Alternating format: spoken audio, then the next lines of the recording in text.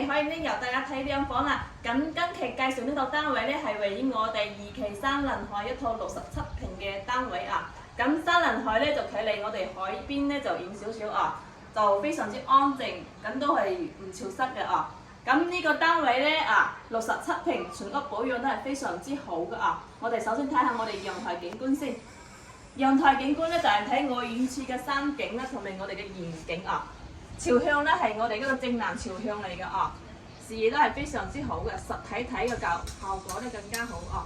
咁業主呢都係做翻呢個防盜網嘅啊。咁陽台位置都係比較大嘅啊，容納一個細細哋個茶几都可以啊。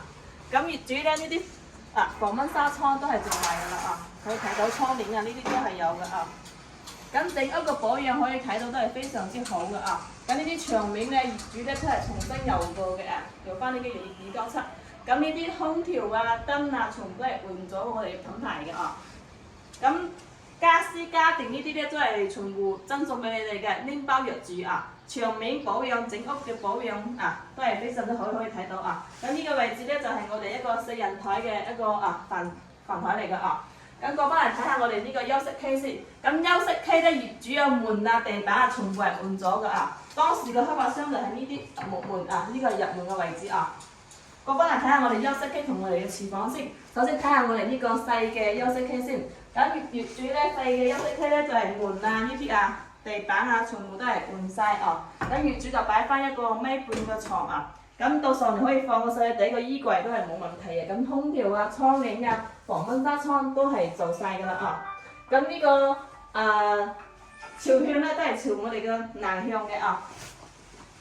過翻嚟對面咧就係我哋呢個廚房啦。廚房咧係一字形嘅廚房嚟，帶埋一個生活陽台。咁呢啲門都係做晒嘅啊。首先睇下呢個位置咧，就可以擺翻我哋呢個雙門嘅一個冰箱啦。咁上邊都有呢啲儲物櫃嘅啊。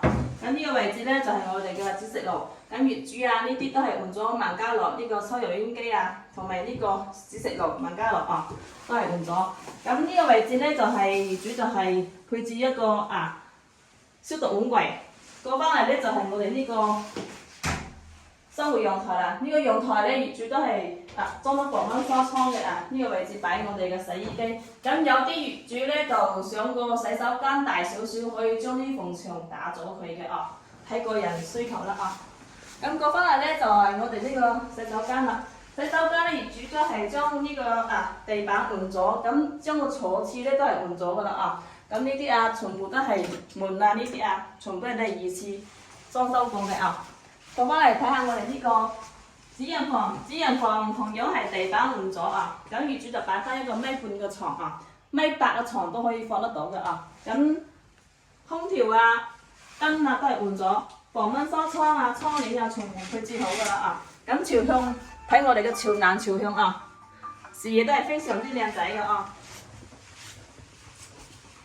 咁呢個單位同大家講下幾錢先呢個單位咧價錢都係非常之性價比嘅僅22萬8就可以攞低呢套單位啦。咁如果有意向嘅朋友就聯繫翻可以全屋裝修過，拎包入住維修都唔使搞，乾乾淨淨嘅好啦，咁呢期嘅視頻到呢度，下期我哋再見啦，拜拜。